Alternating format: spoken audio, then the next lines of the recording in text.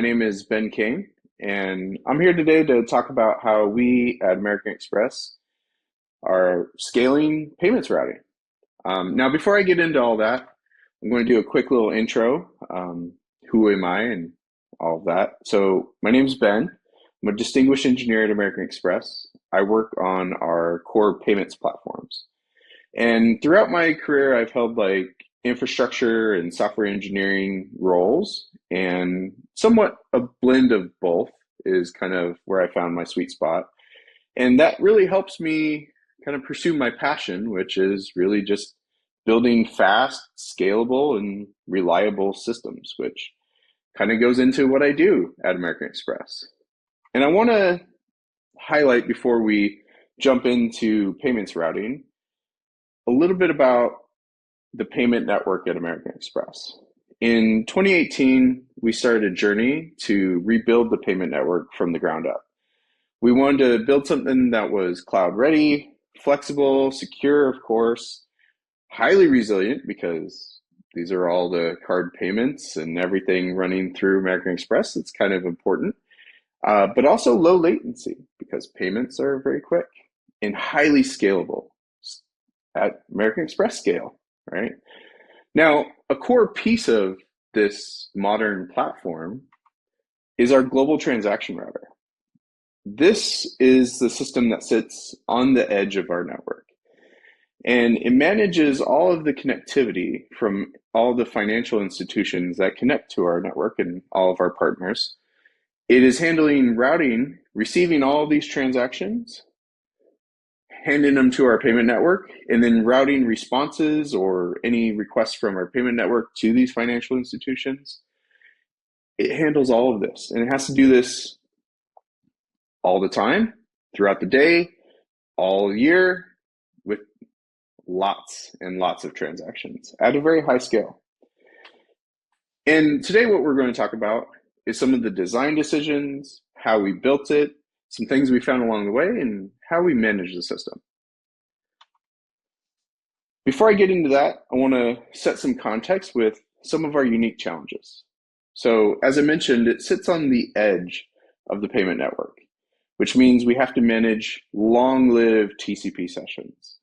Anyone who's worked in payments knows that a lot of the payments is ISO 8583 messages, which is like an internal standard for payment messaging, over TCP sockets. There's no useful protocol like HTTP APIs or things like that. It's just lots of TCP connections and all of these asynchronous ISO 8583 messages. And of course, being in payments, there's times where you might have unexpected behavior and traffic spikes. So these present some unique challenges for payments routing. We have to always be available, we have to be fast, and we have to deal with sometimes unexpected traffic spikes.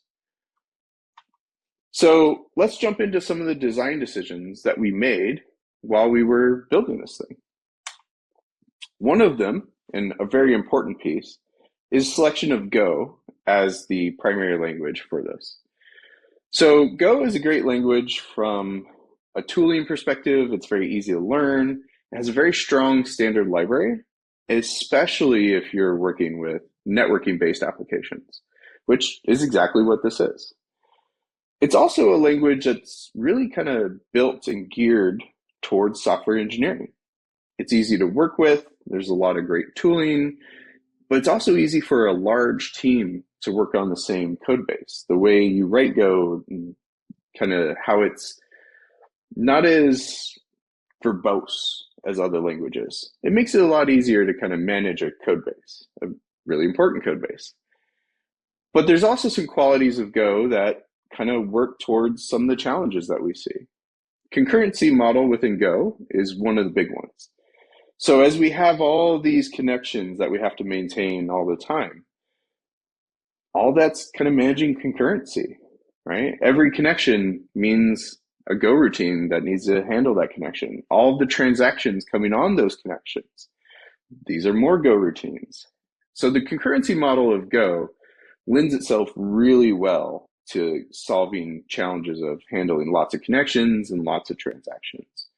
Another factor is the ahead of time compilation of Go, where other languages do kind of just in time compilation. Not every language, but many other languages do this.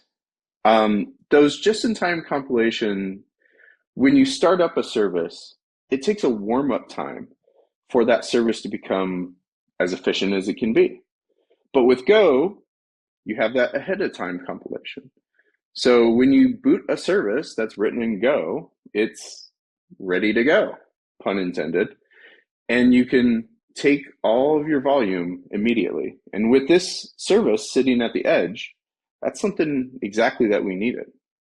So Go was a very important decision. And of course, I'd be remiss not to mention Rust and Zig. At the time, Go was a standout. Some of these other languages are not where they are today. Today, we would have to look at those if we were to make the same decision. But I definitely have a bias towards Go because it's easy to work with and it does what we need. So would I make the same decision? Maybe. Another very important decision is the use of gRPC for our internal communications. Now, if you're not familiar with gRPC, it's a protocol built on top of HTTP2. It uses protobuf as the messaging format. And we chose gRPC for our internal communications because it is fast, but also asynchronous. And if you've kind of thought about building payment systems or payment switches, you'll know that a lot of times the choice is you get those long-lived TCP connections in, those ISO 8583 messages in, and internally you just propagate that same protocol because it's all asynchronous, it's all kind of familiar. But we wanted that asynchronous communication while still having the convenience of a modern protocol. And we found that gRPC was a great blend of this. You have protobuf, which gives you that binary format, makes it fast and efficient for transmission and serialization.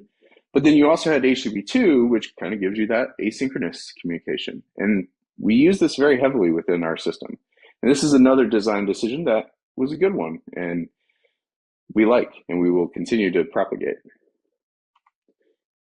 The last one, I think, is one that doesn't get talked about enough. And really is synchronous logging can kind of be a silent killer. So if you think about logging and how your application logs, you execute some logic, you run to a log statement, and with synchronous logging, that log statement is trying to write directly to standard out. And that write to standard out has to be coordinated. Writing to standard out is a IO operation. It takes time. And if you have multiple requests and multiple Go routines with different requests, all trying to fight for time to write to standard out, it can actually be a bit of a bottleneck. What we use very heavily is asynchronous logging. Rather than writing directly to standard out from the logger, you actually write to a buffer. And you have another Go routine, another thread that's reading from that buffer, writing to standard out. Now, again, your request handlers and your Go routines are going to have to compete a bit to write to the buffer, but writing to an in-memory buffer is a lot more efficient than writing to standard out. And of course, we're using Slog, the standard Go library, but we built kind of this asynchronous buffering piece as kind of a handler within Slog. So this is actually a really big piece of our design and has paid off a lot.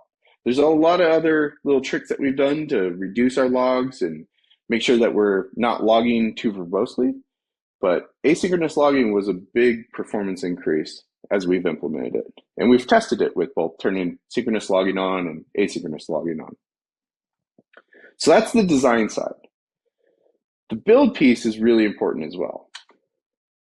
So as we build the system, we use tools like pprof to do profiling. We use Go benchmark tests to find these incremental improvements that we could do along the way. And as we've kind of started with Go, learned more about Go, implemented these tools, we found these little improvements in areas of optimization. We found areas where we could replace mutexes with reader-writer mutexes, which I'll get into a little bit more. We found areas where we could reduce Go routine creation. And we've also kind of avoided tickers because if you use Go prior to 1.23, tickers were a bit dangerous. An unclosed ticker could mean a memory leak. Whereas with Go 1.23, they've implemented some changes to clean those up. But we actually favored the time after func uh, usage of scheduling versus using tickers. And we found this, well, through trial and error and finding memory leaks. Now, I want to talk a little bit more about reader-writer mutexes versus just kind of a standard mutex. So a standard mutex, the idea is that you use a mutex to protect some sort of data or some sort of operation. And in the diagram here, we have a piece of a Go routine that wants to update this data. And then we have a whole bunch of request handlers that want to read that data. And of course, we want to make sure we're kind of managing our concurrency. We don't want writes and reads to happen at the same time because our application will panic and bad things happen. If you use a standard mutex, well, the way it works is it locks that resource regardless of who's asking and why they're asking. So every request handler kind of has to wait until it's unlocked. And you can see we have one that has it locked and everyone else is waiting. With a reader-writer mutex, reads can have multiple locks. So if you're trying to perform a read lock, you can perform multiple read locks, but a write lock is still kind of an exclusive lock. So only one thing can write at a time, but multiple reads can happen. And if you have some data that is being read frequently, like let's say you're processing a transaction and you need to look up a piece of data, having that read lock helps concurrently read that data and coordinate it without having to worry about so many locks and contentions with those locks. And this is actually a pretty big performance gain if implemented right. And this is one of those areas where you'll find these random little mutexes where it could easily be a read-write mutex. And they just find their ways to sneak in there. That's where those benchmarks and pprof can really help. Another example of an optimization is maybe one that people don't talk about enough, because when people talk about Go, everyone talks about concurrency and channels and how channels are amazing, and they are amazing, don't get me wrong. But sometimes they're not the right solution. And we actually had this come up when we were writing our application. So originally we had kind of a request handler that would read from our TCP socket, run through some logic, and write to a channel. And then we had a worker Go routine that would read from that channel and apply some more logic and send to a gRPC socket. And the idea here was we want to read from the TCP socket as fast as possible, get the transaction into a buffer, and then just churn through that buffer, sending to the gRPC socket. We didn't want writes to the gRPC socket to hold up reading transactions off the TCP socket. And on the surface, this kind of makes sense. But in actuality, when we went back and refactored all of that, we found that it was actually more efficient to just read from the TCP socket and write to the gRPC socket in the same Go routine and not introduce that channel in between. And we found that this was much more efficient because the synchronization of the gRPC sockets and TCP sockets, it just worked better and faster. And this is one of those kind of things you find through trial and error. Which gets me into how we operate the system. And there's lots of things that we do. We invest very heavily in observability. We test resiliency quite a bit. But the thing I want to really highlight is with every release, we are continuously improving the platform. We think about the scale, we think about the performance, and we test these things. We run performance tests with every single release. It doesn't matter if you're updating a dependency or adding new features and new capabilities. Every single release goes through performance testing. It goes through chaos testing, where we're testing for resiliency challenges and failover. And we also test simulating bad behavior. Whether it's traffic spikes or something nefarious, we make sure that we can handle anything that is sent our way because, again, this system sits at the edge and we have to constantly look at it and try to improve it. Which really kind of gets me to the crux of this talk. When you're building something that's high performance, low latency, high scale, you're not going to get it right the first time. Really, what it's about is constantly iterating, testing, and fine tuning that system. And you want to build that into your processes.